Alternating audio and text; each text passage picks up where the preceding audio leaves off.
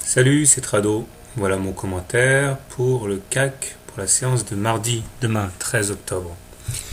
Le moins qu'on puisse dire, c'est que l'indice parisien joue avec les nerfs des traders, puisque la frontière qui joue le rôle de juge de paix entre les haussiers et les baissiers, a été transpercée, mais à l'heure où je parle, n'a pas été validée en clôture. Effectivement, les 3852 ne sont pas un niveau anodin. Si on dépasse les 3852 de manière significative, cela signe l'arrêt de mort du trade baissier qui joue la cassure du biseau.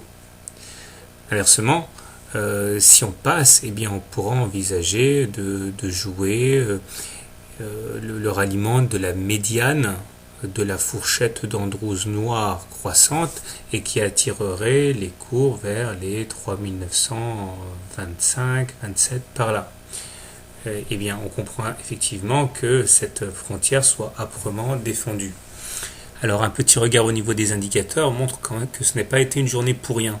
Tout d'abord, le stochastique, toujours croissant, fait une incursion en zone de surachat, ce qui montre la puissance des acheteurs, tandis que le MACD parvient enfin, à l'heure où je parle toujours, à croiser son signal à la hausse.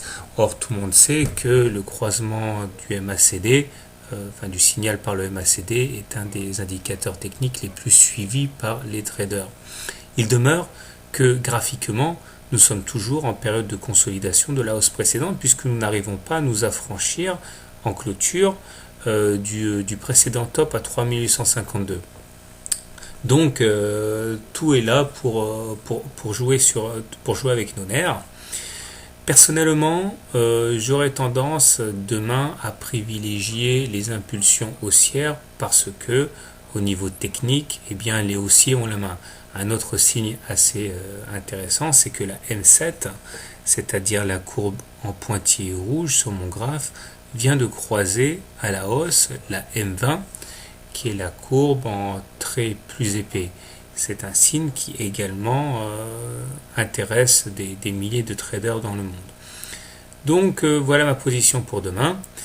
Cependant, il ne faut pas se leurrer. En cas d'échec répété sur les niveaux de 3852, qui correspondent également à la grande fourchette d'Andrews bleu, cela montrera l'incapacité des haussiers à faire valoir leur vision des choses.